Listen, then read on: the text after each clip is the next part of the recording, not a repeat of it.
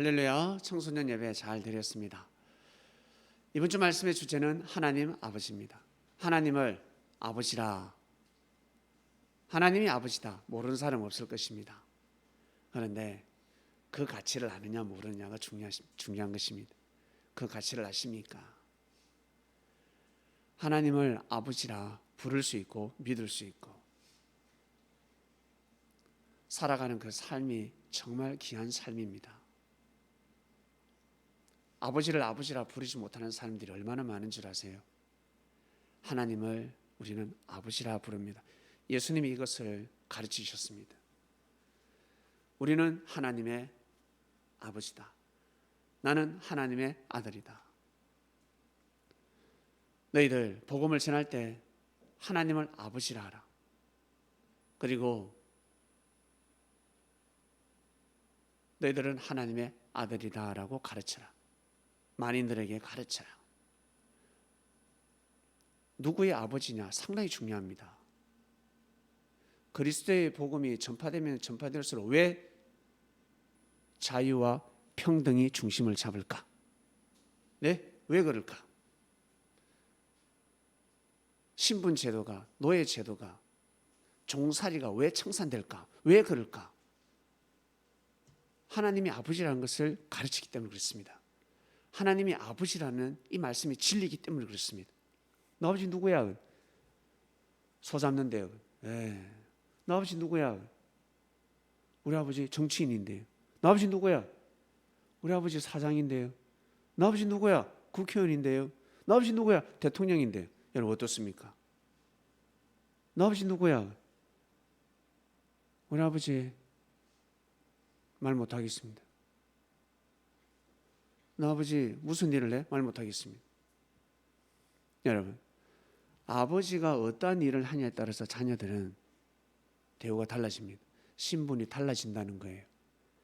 아버지가 어떠한 분이냐에 따라서, 어떤 사람이냐에 따라서 사람들은 그렇게 평가를 합니다. 너 아버지 뭐 하는 사람이야? 너 아버지 어떠한 사람이야? 우리 아버지요, 자수성가한 사람입니다. 우리 아버지 가난한 집안에서 태어나서 아주 뭐랄까 지금 부자가 됐습니다. 지금은 학자가 되었습니다. 의사가 되었습니다. 변호사가 되었습니다. 공무원이 되었습니다. 그리고 우리 아버지는 농사를 짓는데 땅이 많습니다. 토지가 많습니다. 산도 있습니다. 우리 아버지는 농사일을 너무너무 잘하십니다. 나 아버지 뭐예요? 우리 아버지요? 모르겠는데요. 우리 아버지 집에 잘 오시지도 않습니다. 얼굴 보기 힘듭니다. 여러분, 아버지에 따라서 자녀들의 대우는 달라집니다. 세상이 그렇습니다. 이 세상을 개혁하시려고 예수님께서 전하신 말씀입니다. 너희들은 다 하나님의 아들, 딸들이다. 그러면 달라지는 거예요. 그러면 때려 죽이려 하다가도 심판하려고 하다가 심판을 할 수 없다. 여러분 잘 생각해 보세요. 여러분이 누가 죄를 범했어, 잘못했어. 근데 대통령 아들이야, 재벌 회장 아들, 재벌의 아들이야. 그거 함부로 심판할 수 있겠습니까? 내가 그 회사의 직원인데. 예? 없지. 심판할 수가 없는 거야. 그 놈의 자식이 잘못했으면 불구하고 괜찮다 괜찮아 뭐 이점이야 하면서 어때요? 패스할 것입니다. 이것을 인지하셔야 됩니다. 사람들은 하나님의 아버지구나. 예수님이 이 말씀을 지키셨습니다. 그래서 저 길을 가실 수가 있었습니다. 바리새인들 하늘의 12영을 불러서 목을 칠 수도 있었습니다. 저주를 내릴 수도 있었습니다. 그러나 그리하지 않으셨습니다. 왜? 다 하나님의 아들, 딸들이니까 하나님한테 맡겼습니다. 심판은 하나님 아버지께 맡기고 예수님은 그 억울한 길을 가셨습니다. 이거 엄청난 뭐랄까 뭐라고 표현할까? 정말 도의 말씀입니다. 예수님은 정말 깊은 도의 경지를, 그 길을 가신 분이십니다. 사랑하는 그리스도인 여러분, 우리는 하나님의 아들, 딸들입니다. 그것을 정확하게 인지하시길 바랍니다. 나는 하나님의 아들, 딸이구나. 나는 하나님의 딸이구나. 나는 하나님의 아들이구나. 다른 형제들도 하나님의 아들이구나, 딸이구나. 인정해 주셔야 됩니다. 그 사람의 집안을 보지 마시고, 집안을 보면 아마 실망을 많이 할 것입니다. 너 아버지 한번 볼까? 너 엄마 볼까? 너 엄마 이상하네. 엄마가 정상이 아니야. 아버지 보니까 정상이 아니네. 아니야, 우리 아버지 그래도 과거에 날렸어. 우리 아버지 과거에, 우리 엄마 과거에 날렸어. 얼마나 유능하신 분인데, 대단하신 분이야. 지금 아니네. 야, 그 소리 하지 마. 너 부모 보니까 젊었을 때도 영 아니다. 야, 지금 보면 과거를 알아. 이런 할 말이 없어요. 사람들은 그렇게 평가를 한다는 거야. 그러나 그리스도인들은 그런 평가를 내리면 아니 됩니다. 진정한 그리스도인은 그 가문을 보기 전에 먼저 그 사람의 믿음을 보는 것입니다. 한 사람의 믿음으로 인해서 그 가정의 죄가 사해진다. 예수님을 믿음으로 말미암아 그 가정이 구원을 얻는다. 이것을 믿으셔야 됩니다. 왜? 이게 진리니까. 진리라고. 하나님이 깐깐하신 분이 아닙니다. 하나님은 우리 생각 그 이상으로 어마어마한 사랑을 가지고 계십니다. 그래서 악인들이 쉽게 안 죽는다. 선인들도 쉽게 심판받지 않고. 사랑하는 그리스도인 여러분, 하나님께서는 아주 오래 참으사 모든 사람들을 구원의 길로, 어쨌든 구원의 길로 인도하시려고 하는 그 섭리를 가지고 계십니다. 함부로 심판하시지 않습니다. 거기에 동참해야 됩니다. 거기에 동참하고 살아가야 합니다. 믿고 맡기고 가는 것입니다.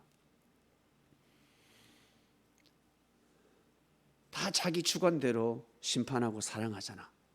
자기 생각대로. 차 운전을 합니다. 차 운전을 하는데 앞에서 차 깔짝깔짝거려. 그래서 클락션을 빵빵빵빵 눌렀어. 앞에서 급브레이크 잡고 난리가 났어. 뭐 싸움이 일어나지. 욕을 할 수밖에 없어. 끼어들기만 해도 욕을 할 수밖에 없어. 앞에 천천히 가면 욕할 수밖에 없어. 그런데 앞에 차 모는 사람이 장차 장인어른이라 생각해 보시길 바랍니다. 장인어른. 아유, 아줌에 밥 안 하고 뭐 한다고 나왔어. 집에 가서 밥이나 하지. 장차 장모님이라 생각해 보세요. 앞으로 장모님이 되실 분이야. 아이고, 저 지집에 새파랗게 젊은 게, 머리 피도 안 바른 게 너 몇 살이야? 19살. 아이고, 뭐 한다고 차 몰고 나와서 차도 몰지 못하면 앞으로 며느리가 된다 생각해 보세요. 그 아이가 커서 며느리가 된다 생각해 보라고. 개념이 달라지는 것입니다. 몰랐다는 거죠. 예전에 저하고 제 선배들, 형들하고 같이 차를 타고 가는데 제가 운전대를 잡았는데 이 Y자, 오른쪽으로 가야 되나 왼쪽으로 가야 갈림길에 놓여 있었어요. 그래서 내가 머뭇거렸어. 뒤에서 택배가 오고 있었어. 택배차가 나 있는 줄 몰랐지. 좀 천천히 브레이크를 잡으면서 천천히 왔다 갔다 하다가 왼쪽으로 갔습니다. 그런데 이 택배는 오른쪽으로 갔거든. 나는 왼쪽으로 가고 오른쪽으로 쫙 가는데 이 택배 기사가 문을 쫙 내리면서 뭔 욕을 다 하는 거야. 근데 무슨 욕을 하나 싶어서 차문을 내렸어. 그랬더니 내보고 사대적으로 난리가 났어.